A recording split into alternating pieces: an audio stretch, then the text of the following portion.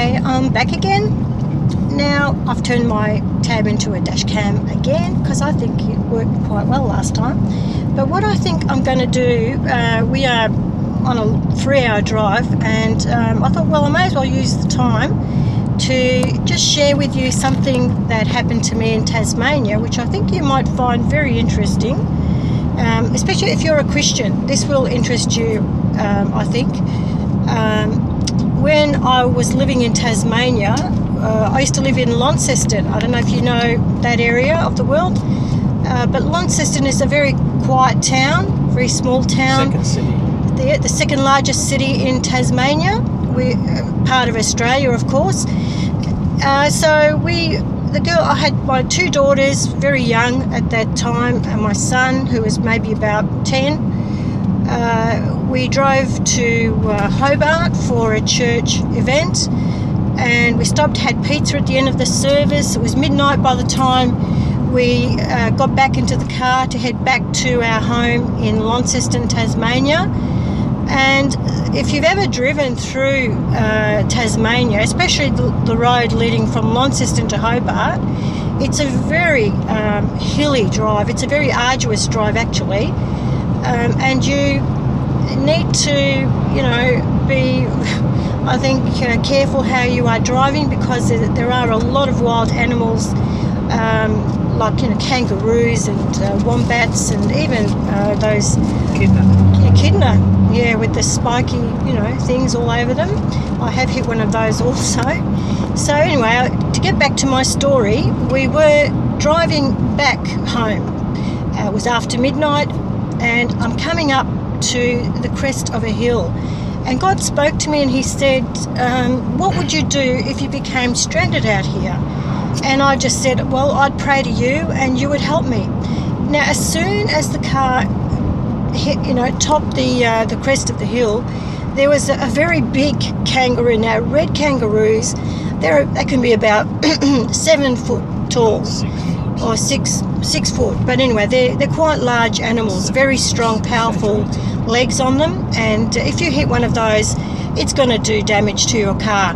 Now, this kangaroo was sitting in the middle of the road, facing towards my driver's side, so looking as if it was going to go to the right. But I got it wrong. I thought, well, this kangaroo is going to go to the right, so I'll swerve to the left and I'll miss it and keep going. But that's not what happened. The kangaroo decided to turn around, make a U-turn, and head back to the left. So, of course, I hit it, and I could feel it, the poor thing, rolling underneath my car. And then there was this grinding noise, which turned out to be the front bumper bar of my mudguard on the driver's side, rubbing up against the tyre. So the car was undriveable. I had to pull over and stop the car. I got out, went to the boot, got the tyre lever to check it out, and there was no way I was going to pull that thing off the tyre. Absolutely no way. And that's when I started to freak out. Now, God did speak to me and say, Carmen, what would you do if you became stranded out here? Well, that whole thing just left my mind altogether, forgot all about it, and there I was, stranded in the middle of nowhere, and it was bushland. Not like this, it was just dark, windy road, hilly, and there's not much between Hobart and Launceston. A few little towns, but where we were, it was very isolated and devoid of any, middle of nowhere. In the middle of nowhere. That's it. Joe has helped me with that one. In the middle of nowhere. So I've got 2 little girls in the back. I've got my son in the front. And I'm on my own with the kids. And now look, Tasmania, is a good place, but anywhere, I guess, where you find yourself isolated like that, you could end up with someone stopping who's not the right person to help you out. And that's what was running through my mind, the fear that someone, that was not great to help would stop, and that's not what I wanted. So I said, God, I want you to help me. You have to help me.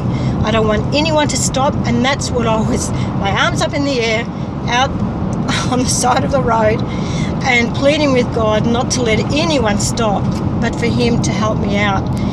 Now, I thought, okay, I'll get that tyre lever again and I'll give this thing another go. The very second that I touched that front mudguard with the tyre lever, the thing popped.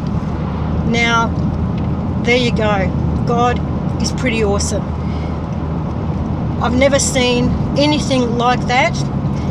To me, that made the whole experience absolutely awesome, and something I will never forget. So if any of you ever find yourself in trouble out in the middle of nowhere like I was, or anywhere you are where you need God's help, or you need help, turn to God first. Turn to him first, not to yourself, because God is ready to help us in times of need. He's like a father, and that's what we want. We want a father, a heavenly father. We have our earthly fathers and our earthly mothers, but just like us, when we get ourselves into trouble, they need help too. So you go to the Creator, you go to the one who died for you, the one who loves you, and he's there waiting for you to say, God, help me, help me. And if you don't know him, then I hope what I've just shared with you will encourage you to seek him out. Jesus Christ died for you, he died for me, and I thank God that God allowed me to see that Christ's salvation was what I needed. And I asked Christ to come into my life and to forgive me of my sins, and he did that, and it has changed my entire life. I look at the world differently. My whole life has been so much better. He took me out of very dark places, and he has made my life into something that is much, much better than what it was. Believe me, your life is not as good as what it could be if God is not in it. So ask him into your heart, ask him into your life. He's there waiting, just waiting for that person that cries out to him. Because the gospel says that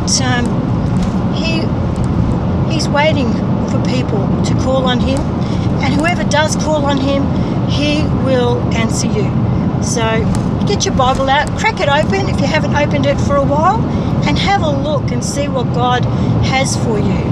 If you expect to be in heaven one day, just think, if you don't know him now, don't expect that you're going to know him when you leave this world. Because believe me, you have to know him now.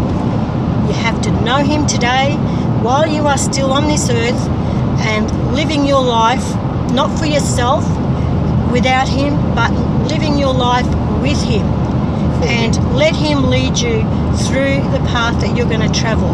He's got a plan, he's got a purpose for you, and if you invite him in, he won't come in without an invitation, believe me. You must invite Christ into your life before he will come in. He will not violate your free will. He's given us a free will, and he respects that. So in all things, just as you would do this with anything in your life or anyone in your life, you've got to do the same thing with God. Invite him in, and whenever you need help, turn to him first and let him amaze you. He will amaze you, believe me. Just put your hope and your trust in him. Whatever you're going through, he can help you. There is nothing that you are going through that he cannot help you with. So just think about that. What a great relief it is to cast your burdens upon him. That's what he says. Cast your burdens upon me. Take my yoke upon you. My yoke is light. And it is light. Don't think that his yoke is going to make your life a misery. It's the opposite. It's going to make your life into something worth living. So I hope you've enjoyed driving along with us along the Princess Highway between Matang, which was our last stop, on our way to Merimbula in, where are we, Joe? New South Wales, isn't it? In southern New South Wales. Joe knows his geography, unlike me. So look, enjoy it. I hope you enjoy it anyway. And I nearly dropped my tab. Okay, thanks for watching.